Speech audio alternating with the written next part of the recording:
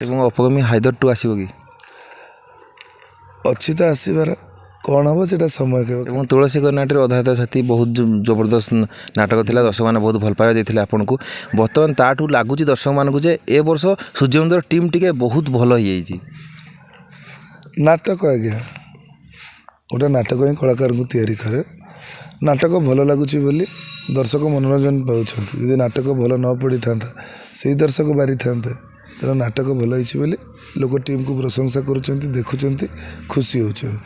अनेक कमेडी जो यात्रा कमेडी यात्रा पार्टी को आमंत्रित करती से सब गोटे अवशोष रही जाए जो नाटक भल होनी से अन्य कलाकार मान इनभाइट कर टिकेटर मूल्य बढ़ जो बढ़ी जाऊँगी लोक मान असंतुष्ट रोचे। किंतु ए वर्ष सूर्य मंदिर आम 26टा कैंप देखिलु प्रति पूरा हाउसफुल होची कौन आर्टिस्ट को डका जाऊनी।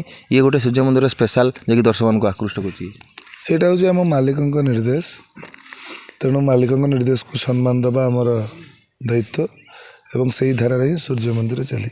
एवं हाइदर पे आपन को स्पेशल कौन कौन रही योगदान हाइदर को आपन टिके फिल्मी स्टाइल आगको नहीं दीपक सार गुरु सार वैद्यनाथ सार समस्त मिलित चेष्टा हाइदर सृष्टि से मैंने चेष्टा करते गोटे नुआ टेस्ट नाटक करने जोटा कि हाइदर लोक मैंने देखुंत आपण देखी विशेष भल मंतव्य आप एवं ए वर्ष आपड़ जदि कि पूर्वर कहते प्रति पार्टी 2 वर्ष 3 वर्ष रे जदि भविष्य में हाइदर बर्तमान जेतु रनिंग चली बर्तमान 2 वर्ष पर जब आप पार्टी चेंज करती मत लगुनि आप स्थान किए पूरण कर आज्ञा स्थान मु बनईनी मुझे किसी गोटे स्वतंत्र स्थान बनईनी जे मो स्थान किए पूरण कर गोटे कलाकार हिसाब से बंची आज मु गलापर जी आसवे सी भी जड़े भल कलाकार आसवे और सी करेंगे तेणु मुझे मो स्थान ही बनई ना आज।